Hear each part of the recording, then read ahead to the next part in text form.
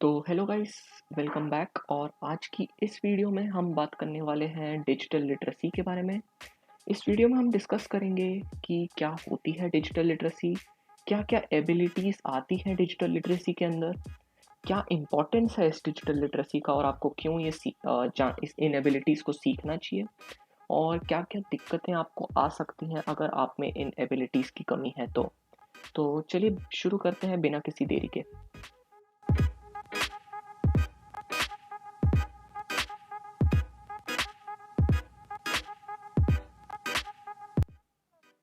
तो दोस्तों, digital literacy एक एबिलिटी होती है जिस एक एबिलिटी होती है किसी भी डिवाइस या डिजिटल प्लेटफॉर्म को यूज़ करने की। इस एबिलिटी के अंदर आता है कि आप कैसे उस डिजिटल प्लेटफॉर्म या टेक्नोलॉजी या डिवाइस की मदद से इंफॉर्मेशन गैदर कर रहे हैं, उस इंफॉर्मेशन को फाइंड कर रहे हैं, उस इंफॉर्मेशन को कैसे आप इवैल्यूएट कर रहे हैं, कैसे आप उस डिजिटल प्लेटफॉर्म की मदद से कुछ क्रिएट कर रहे हैं अपनी क्रिएटिविटी की मदद से, कैसे आप उस डिजिटल डिवाइस के साथ आप कम्युनिकेट कर रहे हैं। ये सारी abilities, find, evaluate, create, communicate, ये इवैल्यूएट, ये सारी abilities are part of digital literacy.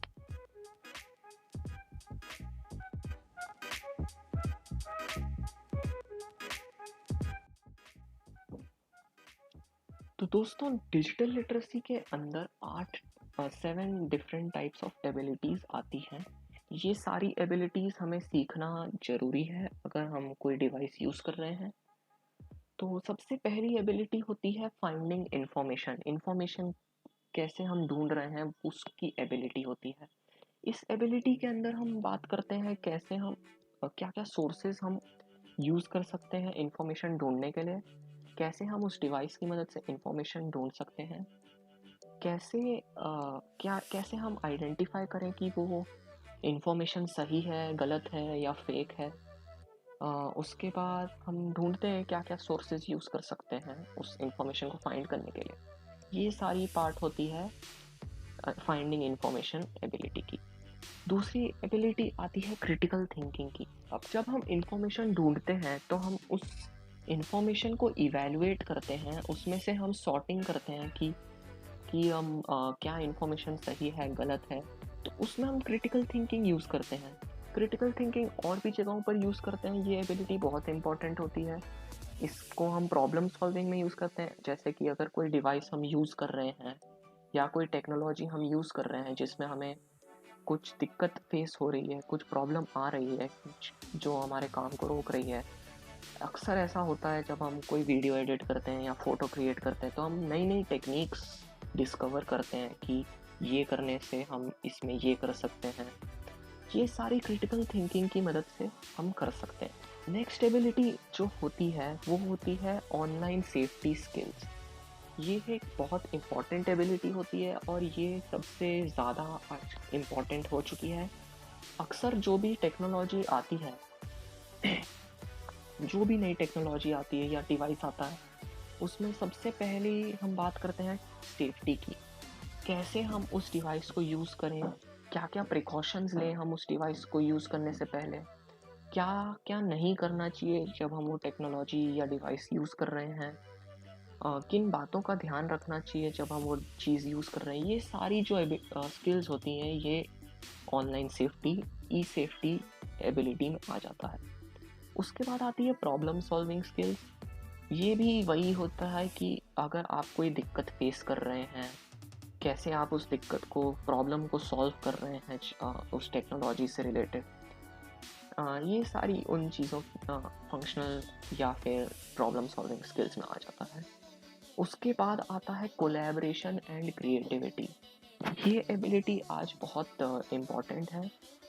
कैसे हम जो इन्फॉर्मेशन गैदर कर रहे हैं, कैसे हम हमारी बातें लोगों तक पहुँचाएँ अ, ताकि लोग उन्हें गौर से सुनें। तो उसके लिए क्रिएटिविटी बहुत इम्पोर्टेंट होती है। हम देखते हैं हम कैसे उस टेक्नोलॉजी को यूज़ करें कि वो हम जो मैसेज देना चाहते हैं वो क्रिएटिव हो। और फिर कोलैबोरेशन मतलब कैसे हम उस डिवाइस की मदद से कोलैबोरेट करें दूसरों से। तो आजकल कोलैबोरेशन और कम्युनिकेशन के लिए ऑनलाइन क्लासेस में लोग गूगल मीट का यूज़ करते हैं, ज़ूम मीट यूज़ करते हैं। ये सब डिजिटल लिटरेसी की एबिलिटीज़ का पार्ट है। सातवीं और आखिरी एबिलिटी होती है ये सिक्स्थ एबिलिटी जो होती है वो होती है कम्युनिकेशन की। कैसे हम उस डिवाइस से कम्युनिकेट कर रहे हैं, कैसे हम दूसरों से कम्युनिकेट पा रहे हैं उस डिवाइस की मदद से या उस टेक्नोलॉजी की मदद से। ये सारी कम्युनिकेशन में आ जाती है।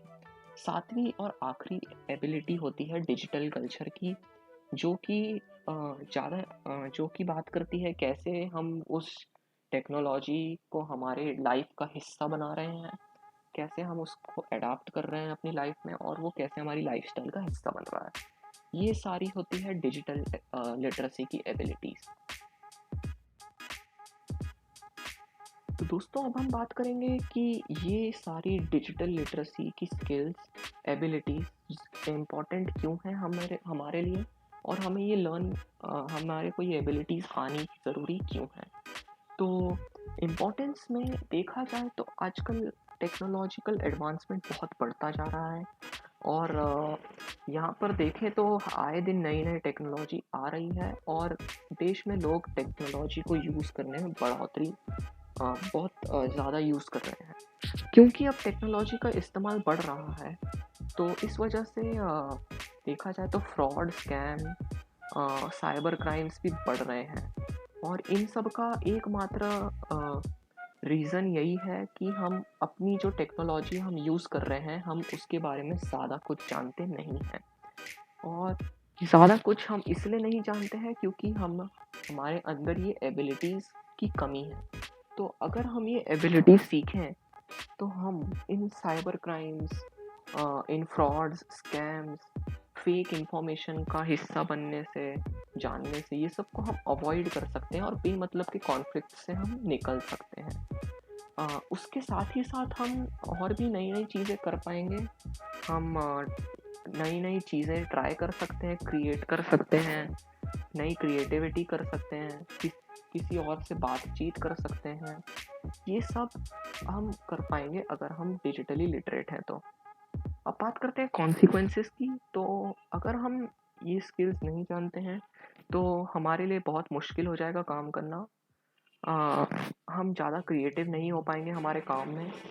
हम हम क्या कर सकते हैं, हम लोग फ्रॉड्स का हिस्सा बन सकते हैं, स्कैम्स का हिस्सा बन सकते हैं, हम कोई गलत काम कर सकते हैं अनजाने में ही, कोई भी इंफॉर्मेशन को फैला सकते हैं अगर वो फेक हो और हम उससे कन्विंस हो गए हैं तो ये सारी बातों का हमें ध्यान रखना पड़ेगा जब हम ऑनलाइन या फिर कोई टेक्नोलॉजी यूज़ कर रहे हैं, और ये सारे कॉन्सिक्वेंसेस हम फेस कर सकते हैं अगर हम डिजिटली लिटरेट नहीं हैं तो यही था इस वीडियो का मकसद, जो मैंने आज क्लियर कर दिया है। अगली वीडियो से हम बात करेंगे ई सेफ्टी के बारे में और how to be safe online, तो आप वो वीडियो देख सकते हैं।